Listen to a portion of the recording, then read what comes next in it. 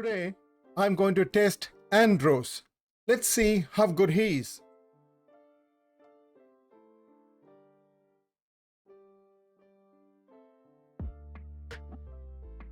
Hello everyone, this is Shinobi once again with another Awaken Chaos Era video. So today we are going to test out the new epic hero Andros.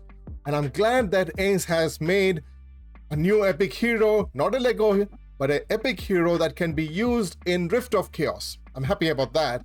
And from whatever testing I have done, I haven't gone to stage 4, but up to stage 3, he was working fantastically. The only problem is that he has got very low speed, 98 speed, that makes gearing him up for higher stages in Rift of Chaos very difficult. And because he's a fire affinity hero, you can only use him in Tulpa, you cannot use him in Queen of Tides, and of course he's not much useful in Ash Magisteria, but he has got an interesting trait which allows him to be healed himself. He's healing himself by that. That was pretty strange, you know. Like whenever he was doing the counterattack, he was getting healed. That's because of his basic. Okay, I don't know, because I don't see anywhere that heals him. Okay, so his special fiery impact. Oh, okay. So his counterattack is with his special, and his special heals him. Okay, I should have read that before. But anyways, because of his unique healing ability, he's tanky, he's able to sustain himself and also deal a lot of damage, because his trait specifically says that if there is an area attack, he's going to deal 50% more damage, which is huge. Okay, because Rift of Chaos, the boss does area damage and also single target damage, but because he's doing area damage, and this guy is going to go there and deal 50% more damage. So that's awesome, that's great. And his basic places ignite, not a lot of damage. From his basic, I only saw, with my gear, I only saw around 7,500 or 7,600 damage, which is not very high, but that's my gear, okay? If you had better gear, you may be able to deal more, but basic doesn't deal a lot of damage. But because he counterattacks with his special, it deals a huge damage, okay? A lot of damage, and you know that in Rift of Chaos, counterattack damage is ultimately pretty high. And he also heals himself equal to 50% of damage dealt. So he completely heals himself and also places an ignite. And his ultimate, it has got a chance to place, it launches 4 attacks, and you also have got 80% chance to apply 1 stack of ignite for each hit that you're placing. So basically he can deal a lot of ignites, and that also helps us in placing that damage to the boss. So obviously he is very well made for Rift of Chaos, and of course very well made for Tulpa. I'm giving him a full warrior set, and you can see his stats over here. His stats is 178 speed, 14,000 HP, 4,166 attack, 256 crit damage. Even with that kind of a low kind of crit damage and attack, he was able to deal a lot of damage on the boss in Rift of Chaos. I wish his attack was S tier, a little bit, if not S tier, the top end of A tier, but he's got a very low base attack, but a pretty decent health, very bad speed, and okay crit rate. So overall, he's really good for these 2 areas. So let's go ahead and check him out in those 2 areas. Hold on a second. Do not forget to subscribe to my channel. Hit that like button. Smash that comment button. Just keep commenting on my videos. I would certainly like to hear from you. I want you guys to talk to me, ask me questions. I always reply back. So certainly ask me questions. Certainly ask me, give me your opinion, give me your suggestions, so I can make better videos and improve my content. So subscribe to my channel. So here we are at the Rift of Chaos, stage 3. Let's go ahead and test him out here quickly. Okay, it takes around 1.5 to 2 minutes. In between that time, in full auto, you are able to finish off this. Of course, I'm using a Zetlin comp, wherein I'm relying on Zetlin's curse to beat the boss. I've got Rosalie. I have started booking up Rosalie little by little, and I hope that I'll be able to finish booking her completely in a month or 2, which is not so quickly. Okay, it's taking a lot of time. You can see out here his basic damage and his ultimate are not dealing a huge amount of damage, but that's not what he's here for. He's here to do that counterattack damage. And unlike Rosalie, he doesn't require to be hit himself. Okay, he doesn't have to get hit in order to do the counterattack. Even if Bran gets hit by the single target damage of the boss, he's still able to go ahead and do the counterattack, and he deals a huge amount of damage. And that's what is more important. You can see here 7,200 damage, 7,100 damage on his basic, nothing. But when he goes and does his counterattack, 30,000 damage. Beautiful, awesome.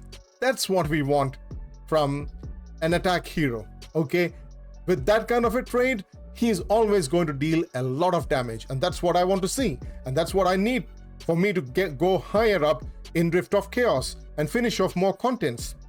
I wish he had some kind of cleanse, but doesn't matter. As long as we are able to finish using our Bran's cleanse, that's fine. And I don't need to reach Bran's cleanse out here. My Rosalie and of course my Andros are able to finish off the Rift of Chaos boss at stage 3 without much problem. There you go, they're going to do counterattacks. And you can see the kind of damage I'm getting. 24,000 damage, even without any defense down. Even without any damage up, I'm getting 24,000 damage from Andros. So I believe that if I'm able to get better gear on him, I might be able to go to stage 4 and 5. Okay, but of course I need better gear on everybody so that they are also faster, because stage 4 and 5 I'll need to keep them faster. 178 speed is not good for stage 4 or 5. I need to get him to 215, which is a tall task. It'll take time. It'll take time, but I will certainly be able to reach that at one point of time. So with less than less than 2 minutes of time, we are able to finish this off. Of course, Zetlin has got the highest damage that is shown here. That's because of his curse. They have got Rosalie at 313,000 damage, and Andros, who's an epic hero, at 229,000 damage. So I think like overall, Andros is really good for Rift of Chaos, only for Earth and Titan. Okay, I'm only talking about Earth and Titan. I haven't tested him in the Lava Colossus, and I don't think he's going to be useful there, because Lava Colossus will heal himself if he's getting Ignite. So I don't want that to happen. So I believe like he's not going to be useful in Lava Colossus. So let's check him out in Tulpa as well. So let's test him out in Tulpa.